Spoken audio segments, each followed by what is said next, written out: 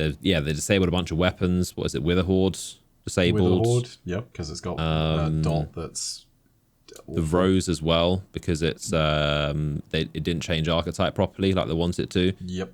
Yeah, it stayed at a 150 hand cannon, which it was not supposed to.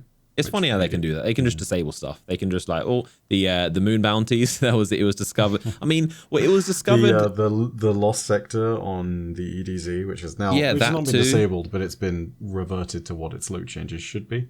Yeah, just, I mean, oh, it's I mean, sometimes it's Bungie kind of it's the no fun hammer. It's the when you find well, I guess it's from our perspective, it's the no fun hammer. From their perspective, it's the exploits. Don't break the economy hammer. Breaking the economy, but I mean, it was weird because the repeatable bounties. It was discovered that the moon repeatable bounties give like triple XP, but then Bungie previously they gave 3,000. Now they gave 11. Well, they used to give 11,000 after they a massive amount. But then Bungie, like within like an hour or two, very quickly, just straight up, they just removed the bounty from the game, which is hilarious. Which is hilarious that Bungie can do that. I think it was Asdacross who published a video on it, and 30 minutes later there was a Bungie tweet, and it was like, it was so quick. Well, but it's funny because again, as Destiny 1 players, we come from a time where Bungie couldn't do that. When there were exploits, they were stuck in the game, and Bungie they didn't have the power. But now in 2020. Bungie can just remove a bounty from an inventory so that but Bungie's too powerful, man. They can just remove stuff way too quickly. Too OP. Do you remember the days when we could just pull the LAN cable on a raid boss? Because I certainly do, and let me freaking tell you, I just think Oryx is so used mad. To be glorious. Yeah, Bungie were kind of. I mean, it's about the control of their engine. They didn't have the tools and the control of the engine they have now. Whereas now, if there's something broken to our benefit or not, mostly anything that's to our benefit, anything that's going to get us to level up quickly and maybe save us some time, Bungie will just remove that so quickly. But it was weird because they removed the moon repeatable bounties, but it turns out I think there's I think Varix and Banshee and a couple other characters, their repeatable bounties also give triple. So I don't know if Bungie they're probably, I'm sure, going to figure out as well, but the Banshee bounties give triple as well. So there's a lot more holes to fix.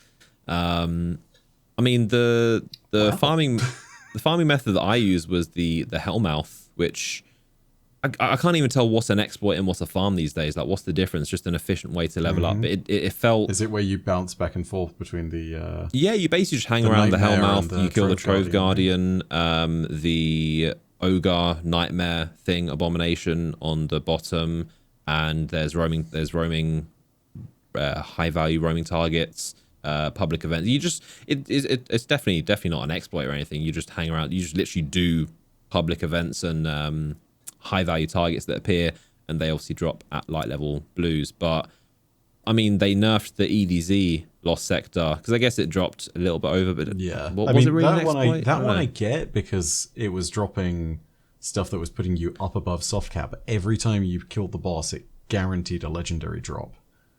Every single time.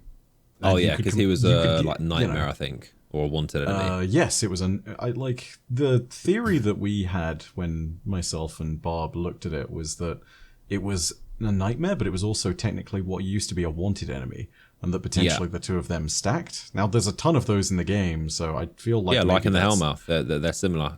I think that like, the Ogre might be. Maybe that's ignoring them, but even so, like. Whatever it was, every single time it got killed, legendary dropped from it. And you could see the potential for that to be a bit of a crazy farm, because I got it like while I was doing a little bit of that because we needed to do it so we could get some stuff done for soft cap.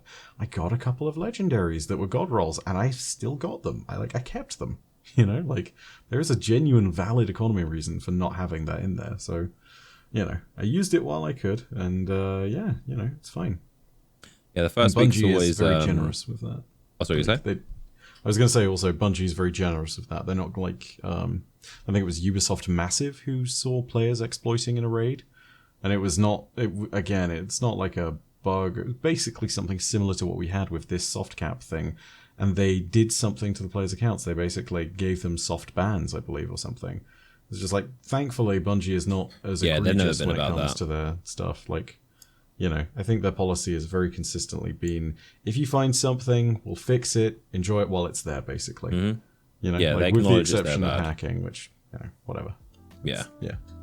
Yeah, they've always been pretty fair with that kind of stuff.